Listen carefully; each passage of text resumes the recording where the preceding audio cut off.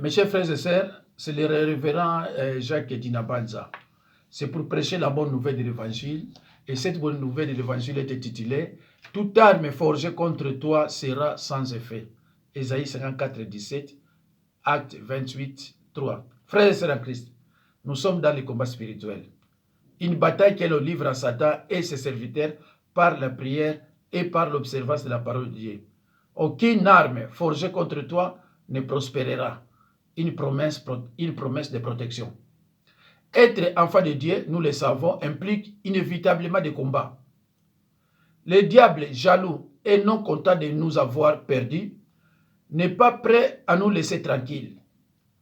En faisant alliance avec Jésus-Christ, roi du royaume des Lumières, nous déclarons la guerre au royaume de Satan, ce qui l'arrange particulièrement.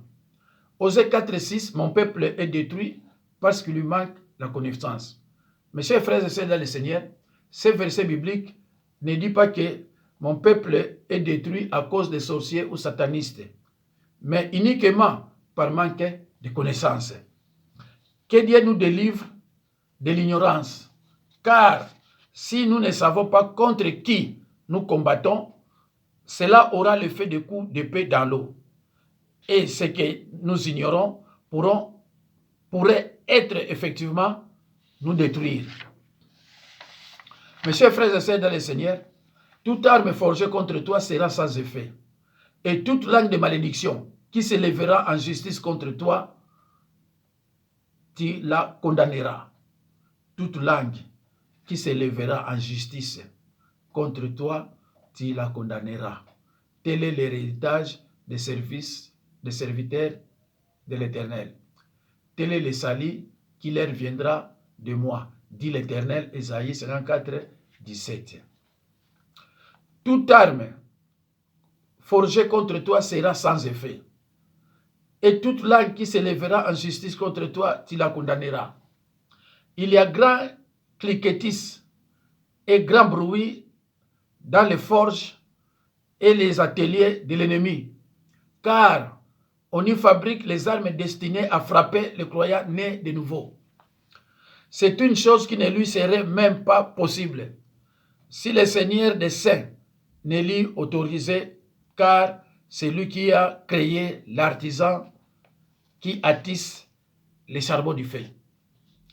Voyez avec quelle ardeur on travaille. Combien d'épées et de lances sont déjà forgées, mais elles ne pourront même pas servir, car sur le fer de chacune est inscrit, elles ne réussiront pas. Mais écoutez un autre bruit, c'est le murmure des voix. Les langues sont des instruments plus terribles encore que ceux forgés par le marteau et l'enclume. Et le mal qu'elles produisent pénètre plus profond et s'étend plus loin. Mais le Seigneur, Dieu, promet que si nous ne pouvons leur imposer silence, nous échapperons au moins à la ruine dont elle nous menace. Elle nous condamne, il est vrai, aujourd'hui, mais les condamneront à la fin et pour toujours. La bouche de celui qui profère les mensonges sera fermée, et les faussetés, c'est-à-dire les malédictions qu'elle aura prononcées, seront aussi sans effet. Qu'est-ce que signifie toute langue qui s'élève contre moi sera condamnée? Le Seigneur nous parle dans ce verset, il nous dit que rien de ce que l'ennemi essaye d'utiliser contre nous ne fonctionnera. Il nous dit aussi que nous démontrerons que toute accusation portée contre nous est fausse. Il nous dit que nous agirons ainsi. Nous condamnerons les paroles de malédiction, des paroles injurieuses employées contre nous. Toute langue qui s'élève contre toi en jugement, tu la condamneras. Cela signifie que tu l'annuleras, que tu la réfuteras et que tu la rendras inutile. Le pouvoir t'a été donné de le faire. Condamner les langues qui parlent contre toi et ton héritage, et le ciel soutiendra ton annulation. Condamner toute langue qui prononce la malédiction contre toi elle sera nulle et sans effet. Tel est l'héritage des serviteurs de l'Éternel et leur justice de ma part, dit l'Éternel. Cela signifie, lorsque nous donnons notre vie à Jésus, devenant membre de la famille du Seigneur, nous héritons de sa protection. Tel est le salut qui leur viendra de moi, dit l'Éternel. Le salut est une notion religieuse qui signifie délivrance et libération. Le croyant né de nouveau qui a atteint le salut est délivré, est libéré du péché, est sauvé de la condamnation éternelle à l'enfer. Chers amis, chers frères, il a accès au paradis et bénéficie ainsi d'une relation éternelle avec Dieu. Mes chers frères et sœurs, dans le Seigneur, prenez la Bible et ouvrez-les dans le livre des Actes des Apôtres, chapitre 28, verset 3. Je lis au nom de Jésus-Christ. Paul ayant ramassé un tas de broussailles, et l'ayant mis au feu, une vipère en sortit par l'effet de la chaleur et s'attacha à sa main. Mes chers frères et sœurs dans le Seigneur, Paul a gardé sa foi et se souvient de ce que l'ange lui avait dit. Lisons dans Actes des Apôtres 27, 23 à 24. Un ange de Dieu à qui j'appartiens et que je sers m'est apparu cette nuit. Verset 24. Il m'a dit, Paul, ne crains point. Il faut que tu comparaisses devant César. Et voici Dieu t'a donné tout ce qui navigue avec toi. Et l'apôtre Paul secoua l'animal dans le feu et ne ressentit aucun mal. Mes chers frères et sœurs, il faut toujours avoir gardé la foi. C'est très important. Paul a été mordu par la vipère. C'était passé, oui, dans l'île de Malte. Or, l'ange de l'Éternel lui a dit, tu vas comparaître devant César. Mais devant César, César est où? César est à Rome. Mais eux, ils étaient encore dans l'île de Malte. Et Paul savait qu'il doit comparaître à Rome. D'où la vipère ne gagnera pas. Toute arme forgée contre Paul était nulle et sans effet. Parce qu'il s'est souvenu de ce que l'ange lui avait dit dans Actes 27, 23 à 24. Mais là, nous sommes dans Actes 28, 3. Mes chers frères et sœurs, sans la foi, il n'y a pas d'espoir. Sans la foi, il n'y aura pas aussi de persévérance. Paul ne craint point. Il faut que tu comparaisses devant César. Et voici Dieu t'a donné tout ce qui navigue avec toi. Et l'apôtre Paul secoua l'animal dans les faits et ne ressentit aucun mal. Ses compagnons pensent qu'il va mourir et c'est une preuve de sa culpabilité. Mais se remet parfaitement et il considère alors comme un Dieu. La Bible dit, toute arme forgée contre toi, un enfant de Dieu, sera nulle et sans effet. Ils étaient nombreux, mais la vipère a choisi que Paul. Mes chers frères et sœurs, regardez comment nous sommes attaqués. Le combat spirituel, c'est la bataille que nous livre à Satan et ses serviteurs par la prière et par l'observance de la parole de Dieu. Mes chers frères et sœurs, ils étaient nombreux. Ils n'étaient pas 5. Mais la vipère a choisi qui? L'enfant de Dieu. Voilà, mes chers frères et sœurs, notre ennemi rôde comme un lion. Priez sans cesse car notre ennemi rôde comme un lion rugissant, cherchant qui dévorer.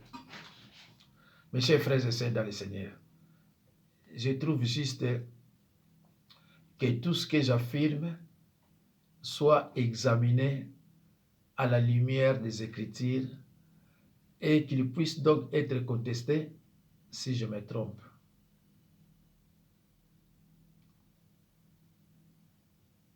La Bible dit, toute arme forgée contre toi sera sans effet. Toute arme préparée contre toi sera sans effet. Frères et sœurs en Christ, bien-aimés en Christ, exercez votre autorité spirituelle pour vivre une vie de liberté et de victoire.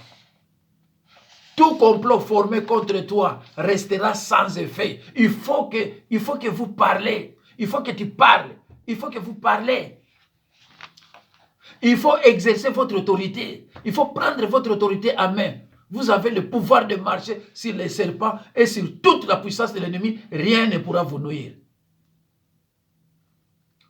Mes chers frères et sœurs, dans le Seigneur, les Écritures annoncent clairement que le peuple de Dieu souffrira et sera amené en captivité s'il persiste dans l'ignorance et dans le péché. L'ignorance tue. Le prophète Osée a dit, « Mon peuple est détruit parce qu'il lui manque la connaissance. » Chers amis, ce verset biblique ne dit pas que mon peuple est détruit à cause des sorciers, à cause des satanistes ou à cause des sorciers de ma famille, mais uniquement par manque de connaissances. Aucune arme formée contre toi ne réussira. En termes simples, signifie, Dieu affirme que quiconque cherche à faire du mal aux croyants nés de nouveau échouera. Même si pour un temps, nous pouvons sembler vaincus, Dieu nous assure la victoire. Aucune arme faite pour t'attaquer ne peut te faire du mal. Et si quelqu'un veut t'accuser au tribunal, tu pourras prouver qu'il a tort. Voilà la part que je réserve à ceux qui sont mes serviteurs. Moi, le Seigneur, je le déclare. Frères et sœurs en Christ, Dieu ne rejette pas les siens, même si ceux-ci se sont détournés de lui. Dieu est fidèle et miséricorde, comme le rappelle la parabole du fils prodigue. Il nous invite à revenir à lui et nous promet alors sa paix, sa joie, sa justice et sa protection. Dieu a le contrôle. Tout ce que Satan essaye de faire pour t'abattre, et cela ne marchera pas. Aucun plan, aucun instrument de destruction, aucune artillerie satanique ne te dominera ni ne t'écrasera, mais elle sera détruite. Dieu a promis de ruiner toutes les attaques de Satan à ton encontre. La récompense de ceux qui les cherchent avec persévérance, c'est le privilège de devenir plus que vainqueur. Au contraire, dans tout cela, nous sommes plus que vainqueurs grâce à celui qui nous a aimés. Tu seras affermi par la justice. Oubliez l'oppression, car tu n'as rien à craindre. Oublie la terreur, car elle ne s'approchera pas de toi. Si l'on forme des complots, cela ne viendra pas de moi. Là où il y a la justice, il y a la paix. Tu seras délivré de l'oppression, de la crainte, parce qu'il ne sera fait aucun mal à ceux qui marchent dans la justice. Même le destructeur est sous le contrôle du Seigneur. Même le destructeur est sous le contrôle du Seigneur. Même Satan et ses serviteurs sont tous au contrôle du Seigneur. Vous avez vu et vous avez lu comment Dieu a dit à Satan concernant Job. Je te le livre, mais seulement épargne sa vie. Dieu a le contrôle de toutes les armes destructives. Mes chers frères et sœurs, là où il y a la justice, il y a la paix.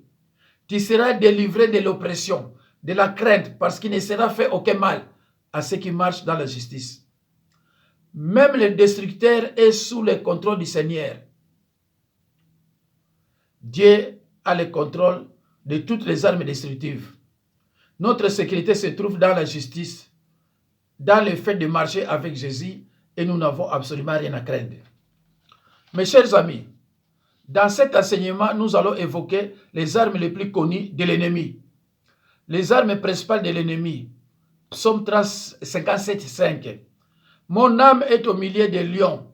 Je suis entouré d'hommes qui crachent le feu, d'hommes dont les dents sont les lances et les flèches, et la langue une épée tranchante.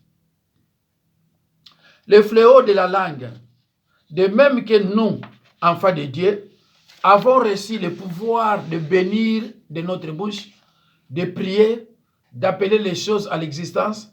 Ainsi, les sorciers, au contraire, ont le pouvoir de maudire, de déclarer de mauvaises paroles sur nos vies, de faire des incantations, de donner des ordres à notre âme la nuit en la convoquant, ou bien à partir de toutes choses nous appartenant ou nous représentant, nom, photo, cheveux, effets personnels, etc.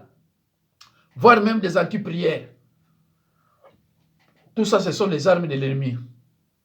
C'est pour cela, un sorcier, tu as un nommé, tu as un ami sorcier, un copain ou une femme, il vient chez toi, il laisse la caméra, il installe aussi l'anti-prière. Pourquoi l'anti-prière? Pour que, parce que toutefois, quand vous priez, vos prières ne passeront pas. Vos prières, ce n'est pas qu'ils ne seront pas exaucés, mais ne passeront même pas. Ils vont rester là. C'est l'arme la plus efficace des sorciers qui vient chez toi. Il laisse ce qu'on appelle l'anti-prière. Il laisse la caméra. Si quelqu'un vient te voir avec sa caméra laissée, là où elle est en train de voir. C'est pour cela que les sorciers, sorcières, ils connaissent presque beaucoup de choses. Beaucoup de choses. Ils savent beaucoup de choses, les sorciers, sorcières. Il vient en apparence d'une personne gentille, mais à l'intérieur, il est foutu. Il laisse la caméra chez toi. Il laisse aussi l'anti-prière. Mais quand tu la revois, la personne est gentille, comme s'il n'a rien fait. C'est pour cela que la Bible te dit de prier sans cesse. Un jour, il va se retrouver mort sans se réveiller. Les hôtels maléfiques bâtis par l'ennemi, actes de sorcellerie et manipulation. Notre ignorance, nous risquons de tomber dans le piège de l'ennemi, de nous faire manipuler, de pécher par ignorance, de désobéir à la parole. Ainsi, il pourra nous accuser devant Dieu et nous condamner. Nos paroles, Luc 12:3. L'ennemi nous surveille, nous attend et voit. Psaume 56:7. L'ennemi nous surveille. L'ennemi nous surveille, nous attend et voit. Il attend ce que tu es en train de parler. C'est pour cela, mes chers frères et sœurs, il faut faire très attention à ta bouche. Et la Bible dit, la vie et la mort sont au pouvoir de la langue. Ce n'est pas pour rien que Dieu a dit, je ferai ce qui sortira de ta bouche. Et Satan aussi attend ce qui sortira de ta bouche. Satan ne vante rien, Satan c'est un imitateur. Mes chers amis, il faut faire très attention à ce que vous dites. Pour mieux nous surveiller et même nous contrôler, il peut envoyer des démons espions, esprits familiers, rapporteurs. Les sorciers peuvent venir en esprit chez la personne, sortir du corps, ponctuellement ou de manière permanente.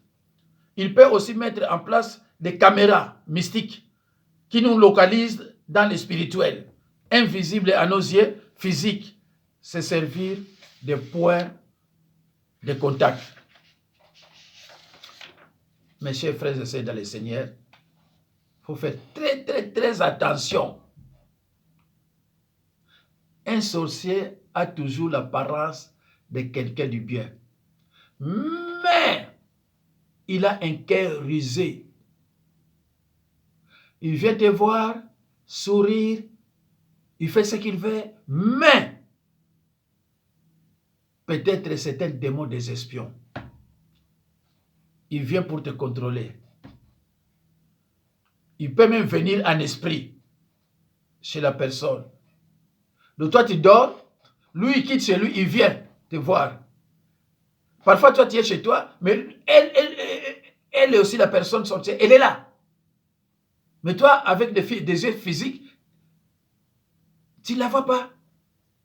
C'est pour ça que la Bible dit de prier sans cesse. Elle connaît presque tout ce que tu... Elle sait. Et elle connaît les personnes que toi tu fréquentes.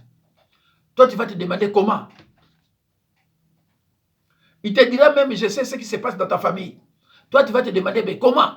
Il faut faire très attention. Il faut faire très attention. Mais c'est facile à la détecter qu'elle est dans la sorcellerie. C'est facile. Il y a des signes qui ne se trompent pas. Qui ne trompent pas.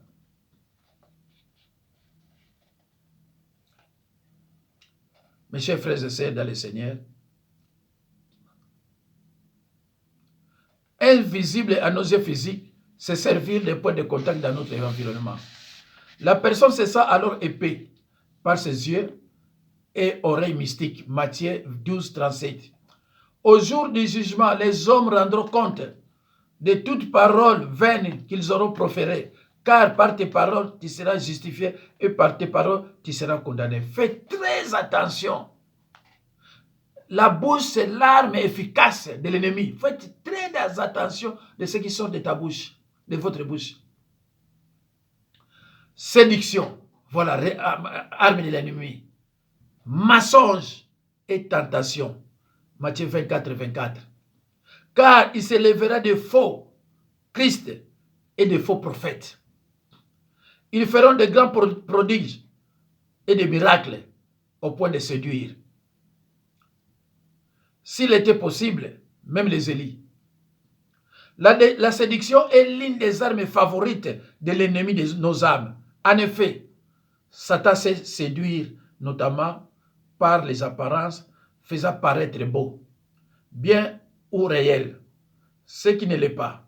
2 Corinthiens 11, 14.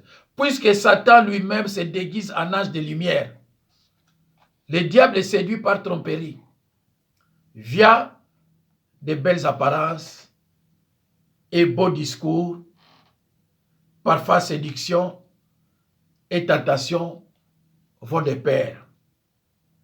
Le diable utilise par exemple des femmes à l'apparence et à l'attitude séduisante, littéralement envoûtante et aveuglante, pour tenter et faire tomber les hommes en général et surtout les hommes de Dieu en particulier dans le péché sexuel. Mes chers frères et sœurs dans le Seigneur, puisque Satan, 2 Corinthiens 11, 14, puisque Satan lui-même se déguise en ange de lumière, le diable séduit par tromperie. Les sorciers se déguisent en chrétiens. Ils viennent à chrétiens. Mais il est dans la sorcellerie. Il est avec sa Bible. Mais il est dans la sorcellerie. Il se réveille à minuit. Il se réveille à 2 heures pour prier, pour faire semblant de prier. Mais il est dans la sorcellerie. Ce qu'il fait, ce ne sont pas des prières, ce sont des incantations. Le diable utilise par exemple des femmes à l'apparence et à l'attitude séduisante, littéralement envoûtante et aveuglante, pour tenter et faire tomber les hommes en général, et surtout les hommes de Dieu en particulier, dans les péchés sexuels. Mes chers frères et sœurs, dans le Seigneur, je déclare nul et sans effet toutes les zones négatives de haine et de jalousie dirigées contre moi et contre mes fidèles au nom puissant de Jésus-Christ. Toute arme forgée contre moi, contre mes fidèles et contre mes familles restreintes et élargies sera nulle et sans effet. Toute langue de malédiction qui s'élèvera contre moi, contre mes fidèles, contre mes familles restreintes et élargies, je la condamnerai. Et cela au nom puissant de Jésus-Christ. Alors, mes chers frères et sœurs, je crois que vous avez été tous attentifs à cet enseignement intitulé « Toute arme forgée contre moi, non, contre toi, sera nulle et sans effet. » Merci, merci, mes chers frères et sœurs. Que Dieu vous bénisse partout où vous êtes. Je suis fatigué. J'ai enseigné la parole et je continue. J'ai encore une vidéo à faire, mais je ne pense pas. Je suis vraiment très fatigué. Merci beaucoup. Au revoir.